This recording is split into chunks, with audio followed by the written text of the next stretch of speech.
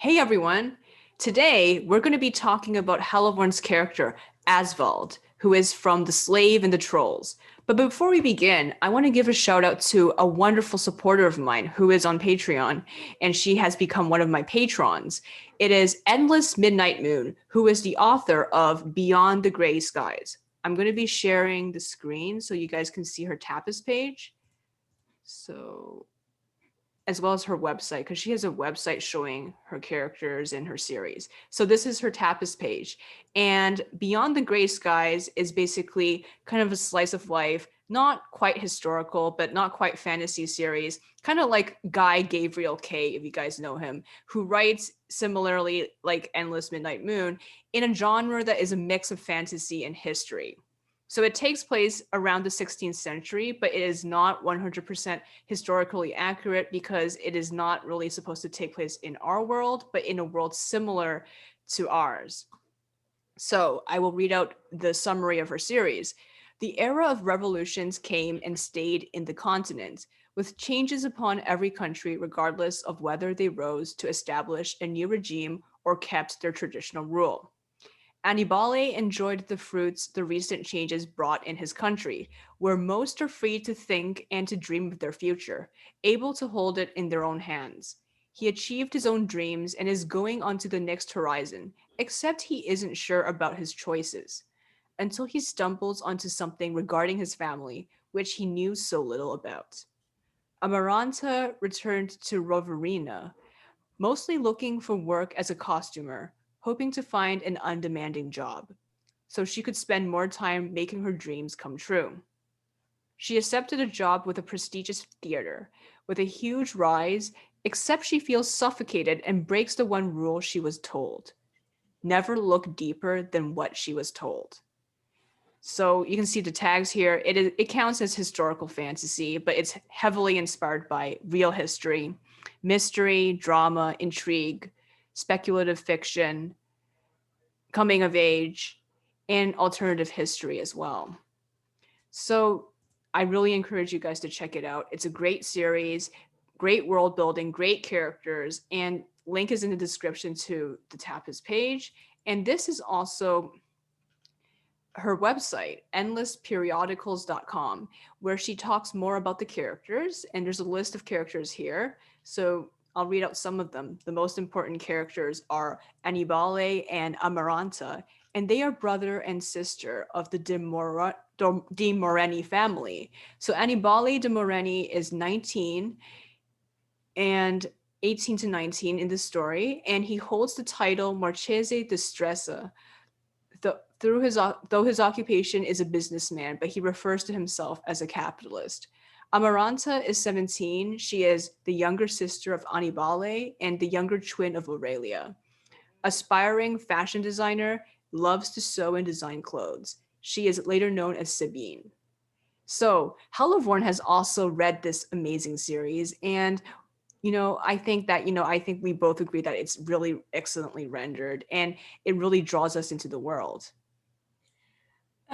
Yes, Beyond the Gray Skies is one of the series that I enjoy following on Tapas, and I really like the setting of the story because I think that at least I haven't seen a lot of stories set in that century in the beginning of the modern era and of an era of industrialization and the beginnings of capitalism and the growth of cities and inspired from Southern Europe. And I really love this.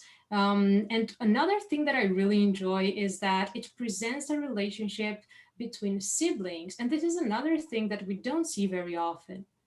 I totally agree. Unfortunately, a lot of series kind of brush over a lot of family relationships and mostly just focus on parents, maybe, and of course, romance. And it's really great to see more of siblings interacting and having a different kind of relationship than what you usually see in a lot of family situations, I think. A lot of fiction often kind of turns all sibling interactions into rivalry, but here we see something that's more nuanced. Yeah, that's true. So they are either rivals or they are just, confidants, but in a way that it is really taken for granted, So just because we are siblings, we agree on everything each other says. And the sibling just appears when the main character needs support or something. But yet here Exactly. the relationship is really treated in detail. And I love this. I love this. And also, I really love alternate history. Hmm. I think alternate history really presents us an opportunity to view our history through a different lens. That's a great point. And makes us think more about what would happen. And this is why it's labeled speculative history as well, right? Because it's a kind of fiction that makes us think about what if this happened and why did certain changes and events happen in our own history. Yes, that's very true. hmm So yes, guys, please check it out. Links in the description. So moving on to Asvald now. So today we will be talking about Asvald, who is the main character and the antagonist of Slave and the Trolls. And he also makes an appearance in Sons of Disobedience. Yeah, that's true. So with the slave and the trolls, I had the opportunity to discuss one of the characters in my novel Sons of Disobedience, which I have spoken very little before, and this is actually the only thing that I've written from his perspective. So it was interesting to write, and well, he's presented as kind of a mysterious character, but in the novel we will shed more light on his personality. Mm-hmm. Indeed. Yeah.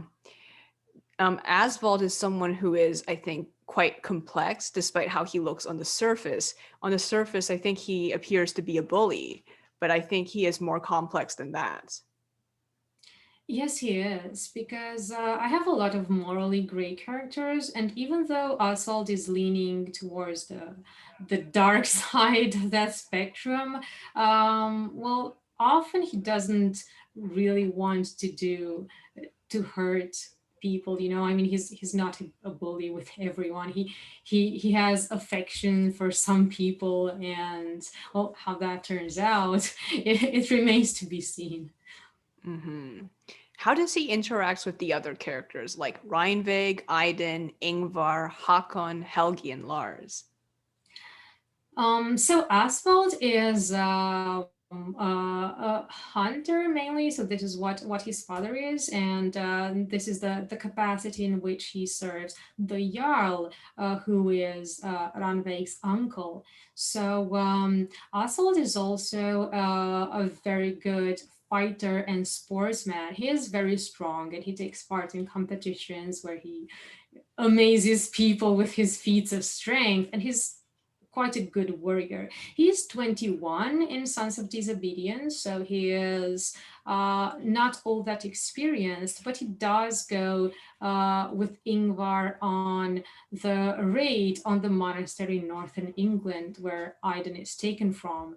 And he really aspires to move up in the world because he thinks he's very good. I mean, he is recognized as very good as a warrior, and he wants to be more of that and less of a, you know, craftsman. So he wants to be recognized as such. So, well, I think his most notable relationship is with Rannveig in this story because he has a crush on her, and their relationship is full of ups and downs. She does like a lot of things about him, and she's not a character who is, very gullible or who just likes every man she meets, because she has a lot of suitors, and she's very conscious that she is beautiful, that she has a good social position, and that she wants to find a good husband. So she's not naive in that way. But the fact that she sees a lot of qualities in him, well, he does have those qualities, but there is something that sort of holds her back. And of course, if she were to see Aswald in the way that we see him in The Slave and the Trolls, she would realize what that something is, but she doesn't see him in those situations. With her, she is very different. But as it generally happens in situations like these, um, the the more you know belligerent and aggressive and lacking in empathy someone is on the outside, well, the more he is like this on the inside as well. It's not really like in those, those romance stories where the man is appears to be really aggressive, but he's tamed by the woman he loves. That doesn't really happen in real life. Not when someone is aggressive to the extent that Aswald is. So Mm-hmm. this is what I can say about uh, their relationship and his interactions with Rannveig. Mm-hmm. How about Hakon, Helgi, and Lars? Yeah, Aswald likes these people. I mean, Hakon, he finds him as sort of naive. And as the story progresses and Aswald becomes more self-confident, or rather more assertive, he has moments when he kind of disrespects authority, and this authority consists of Hakon and Yngvar. So with Hakon, he sort of takes him for granted sometimes, because Hakon is that kind of person who is, very chummy with everyone and who doesn't really act as the boss. Yngvar does act as the boss, so Oswald doesn't really dare to contradict him, but he kind of dislikes the way in which Yngvar doesn't recognize what he believes is his fantastic prowess. So Yngvar, look, there are some things Yngvar doesn't like about Oswald, and Oswald doesn't want to understand what those things are. So that creates a bit of a resentment. But generally, he really respects these two men as great warriors. So Hakon and Yngvar. As for Helgi and Lars, they're sort of friends because they have similar ages. Helgi and Lars are 19ish at this point. So they grew up together, they go to sports competitions together, they sometimes compete against each other, and they're all good at what they do. I mean, Helgi and Lars aren't bad either, but Oswald thinks he is so much better than them. But other than that, those are two people he doesn't bully because he kind of bullies certain people, but Helgi and Lars, he mainly just leaves them alone. So Mm-hmm. in Oswald's book, that means they're friends. So he bullies Aidan, right? Oh yes, definitely, definitely, and this is in part because of Aswell's view on Christianity, that he never really knew any Christians, but he just heard that okay, Christianity is something pretty bad. So when when Aidan, sorry, comes there, of course he has a lot of preconceptions about him, and well, he knows Olaf Tryggvason, the king, who imposes Christianity on people. He knows him to be a really aggressive person and very grandiose, who just punishes everyone who stands in his way. And then he meets Aidan, who's a Christian and who's kind of arrogant, doesn't respect people who have a higher social status than him, because of course Aidan was a lord's son in England, and now he doesn't want to accept the fact that he's a slave and would not accept a superior someone like Aswald, who is, well, illiterate, when where Aidan is a scholar in the making. So and also he is a slave to Rannveig that Assault fancies. And well, we often see in sagas things like, you know, masters getting involved with their slaves in one way or another, and also female masters, having a handsome slave and having affairs with them. So maybe Asvald, who is a very jealous and possessive man, he makes all sorts of ideas about Rannveig and Asvald and Aidan. So yeah, these are a few reasons why Asvald doesn't let opportunities escape when it comes to bullying Aidan. That makes sense because he's such a possessive person. Yeah, very much. Would you call Asvald psychopathic? Yeah, that's a good question because I I I would generally refrain from imposing modern views on personality and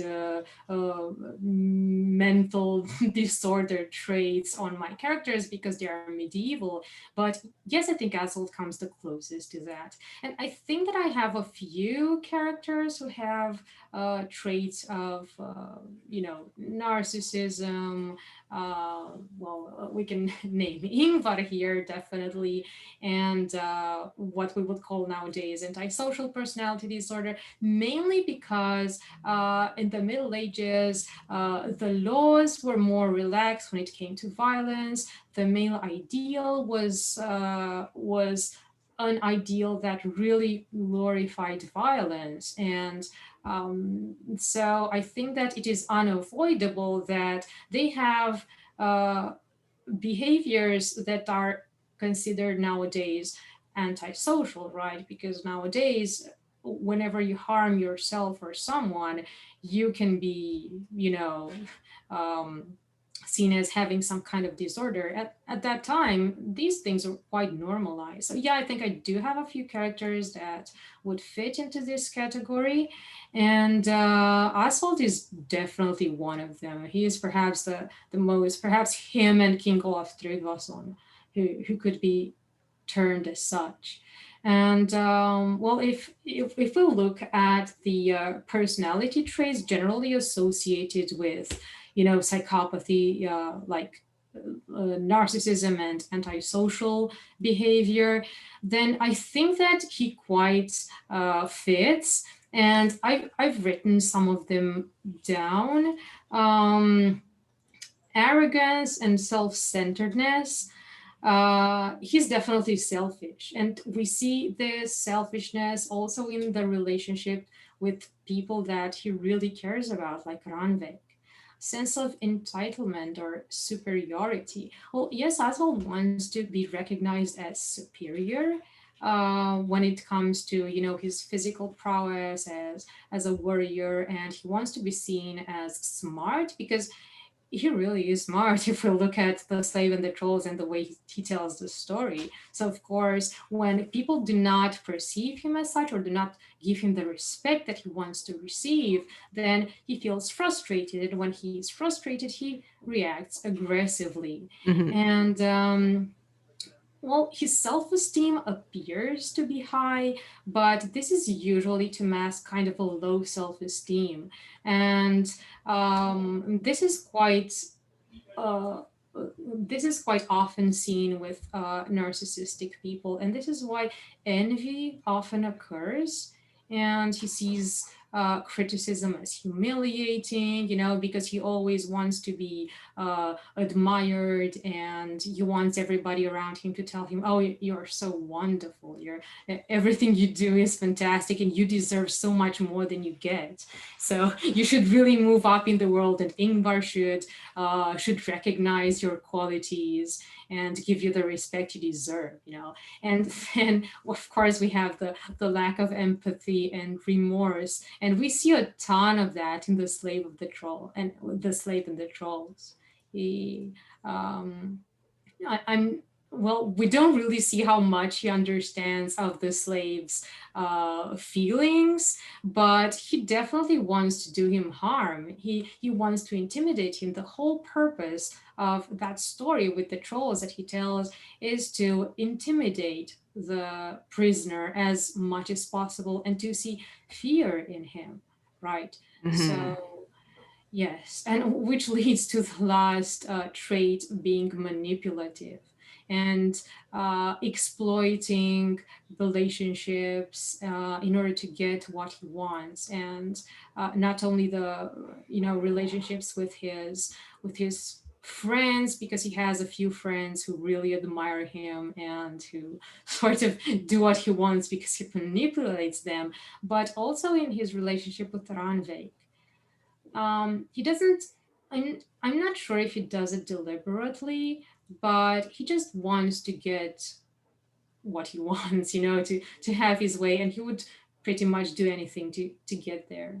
So yes, that I think that in these respects he could qualify. Oh, and sadism, I think that really counts. I mean, yeah, his The Slave and the Trolls is the most sadistic story that I have in this anthology. I promise.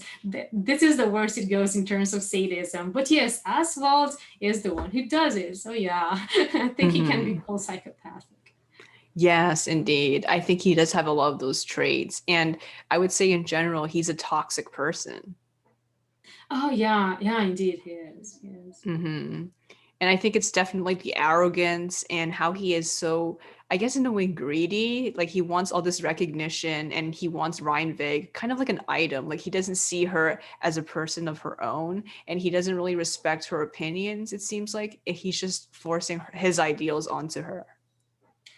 Oh yeah, that's true. That's a great way to describe it, yes, because he does, I mean, from his point of view, he respects her and he really loves her and he would do a lot of things for her, but it's mostly for his, image of her, or he would want to make her fit the image in his head. So yeah, he has kind of a distorted perception of reality in this respect, which would be congruent with the lack of empathy, right? Hmm. Exactly. Well, I can't wait to learn more about him when Sons of Disobedience comes out. I think he's a really great foil in many ways to Aidan, since he's like the complete opposite of him in so many respects.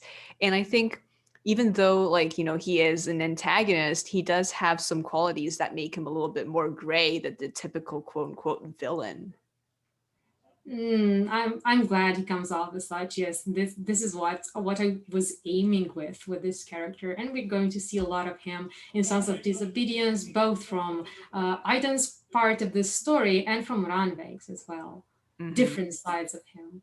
Hmm. Thank you so much. Thank you as well. Goodbye. Goodbye.